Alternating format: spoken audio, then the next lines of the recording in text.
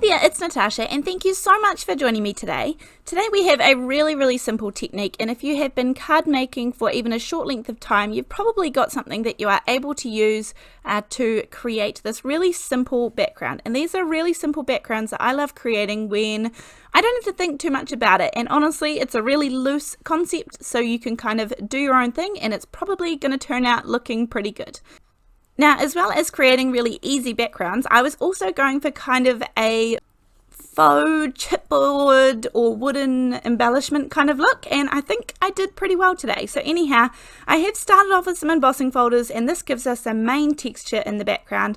I have a couple here. This is kind of like a peacock pattern, I guess, and then I have one that is all of these just little hexagons, and this is going to create some really good texture as well. And then just because I also did a deck planks one, this is from Altenew, this is kind of just like a little bit of a wood grain texture.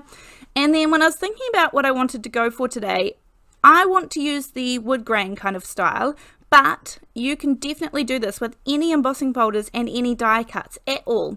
Now I have the Curvy leaves dies here. This is a favorite of mine and has appeared a lot. I also die cut out two different sized flowers, and this is just all out of normal cardstock. It's not watercolor cardstock at all, and so I just die cut out a whole bunch of them. And then just because I want a little bit more dimension, I'm going to show you the difference in a minute, just what the difference is, but I'm going to glue two of these together, so one on top of the other, and as I said, I'll show you why, but I just add a little bit of liquid glue, and then that way I can kind of shuffle it around until all the edges are lined up really nicely, and I just kind of use my fingers there to kind of guide them so that they are one on top of the other. Now to the right there is the one with one, and to the left it has two doubled up. So you can see just even by looking at it, it gives so much more dimension. And I was kind of just having a little play around with which colors I wanted to use, but believe it or not, that piece was kind of how all of this started. Now, same with the leaves. You could use any die cuts that you have at all. You certainly don't have to have a theme or anything, even just foliage or flowers, or if you wanted to go a little more masculine, some tall dies or some trees or anything. I mean, so many different things. You could do plain shapes, circles, triangles, squares, anything. Diamonds would look really good. Anything that you have is going to be able to, you can kind of make it work for this one.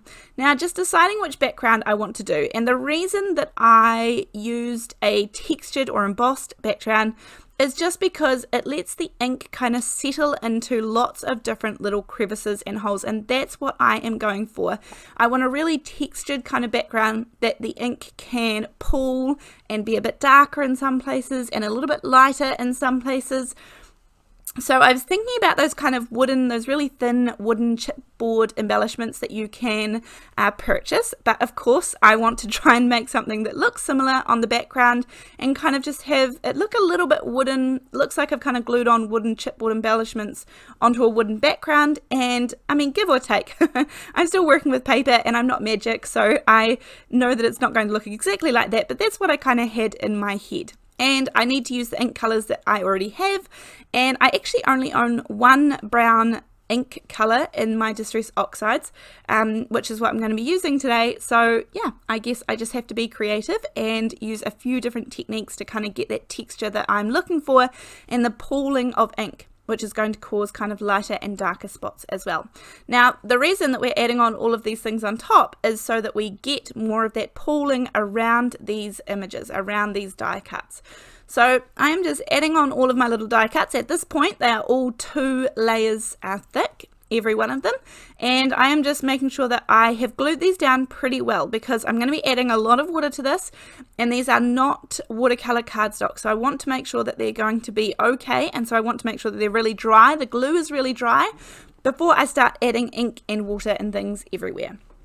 So just adding, this is the Ranger Multi-Medium in the matte finish. That's the glue that is inside these little glue bottles. And I know I've said it lots of times before, but if you are struggling to get your glue into these bottles, I buy them separately and I decant one into the other. I have a video, a really short video on YouTube called How to Fill a Glue Bottle, and it shows you the magic trick as to how it keeps it mess-free and stress-free, which is important when refilling those little glue bottles. Now this is the Vintage Photo Distress Oxide Reinker. I also have the ink pad, which you could use as well. Now if I were doing this, I would kind of blotch it down onto like an acrylic block or something, and then gently water it down, not too much, enough that I could pick up some of that colour and pop it down in different places. But because I have the reinker, I'm just going to go straight to town with it, and I am putting down a piece of handy towel or paper towel behind it because this is a little bit messy, and then I also have a spare piece to the side that I can do some blotting with. So I'm just going straight in with the reinker. I'm honestly using barely any ink. Remember that this is extremely concentrated. Then I'm going to start spraying the water.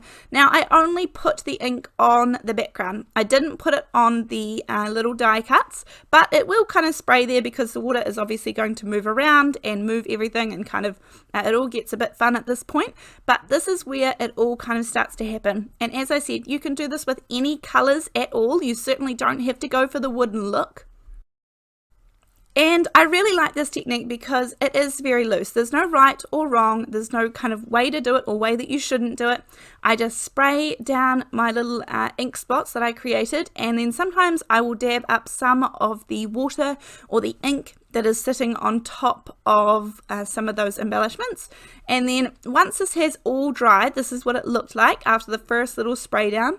And I kind of like this, except for I feel like it just needed a little bit of variation in color.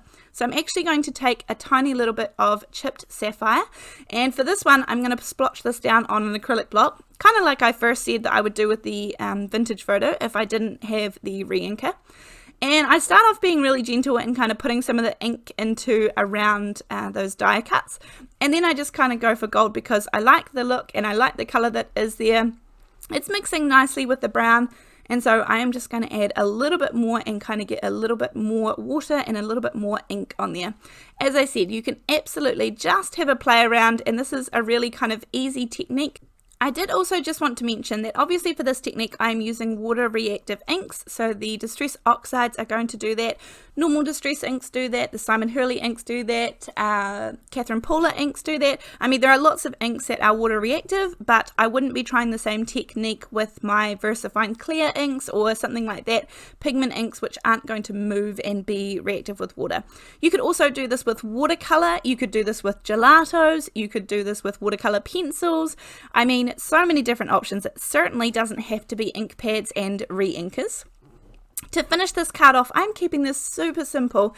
This is the Botanical Borders with Sentiments card, and I just have this gorgeous big happy birthday, and sometimes it's really nice for me not to go quite so feminine with lots of pinks and purples and all those sorts of things when it comes to some of my birthday cards. So I try and make a real range, so kind of, you know, not just masculine cards, but ones that aren't quite as feminine or quite as girly looking, or I try to have a real range in there because my family really just dip into my card making stash all the time to get their cards for co-workers or friends or their own family or anyone like that, and so they're welcome to just pop in and get the cards that they need, and I like having a big range for them to choose from.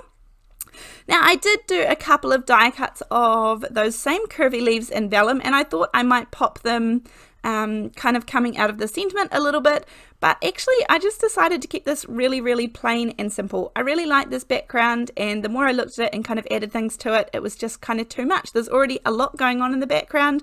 It's a really simple sentiment, and I think I like it just as is. Now I'm doing my little trick where I have 4 pieces of double-sided tape around the outside and one little one in the inside. I pull up a little corner of each of those outside pieces, so you can see a wee tab coming out each side. That means that I can line it up perfectly before I press my thumb in the middle to get that middle bit sticking, and then I can pull out each of the tabs once I have it all in place. So you can see that when I added that vellum, it just wasn't right. There was too much going on. So this is a really simple card. I hope that you've enjoyed this one today, and I really look forward to seeing you in the next video. Please leave me a comment down below and let me know what you think of this kind of style. And if you are interested, all of the products will be listed below in the description box below this video. But other than that, thank you so much, and I'll see you next time. Bye!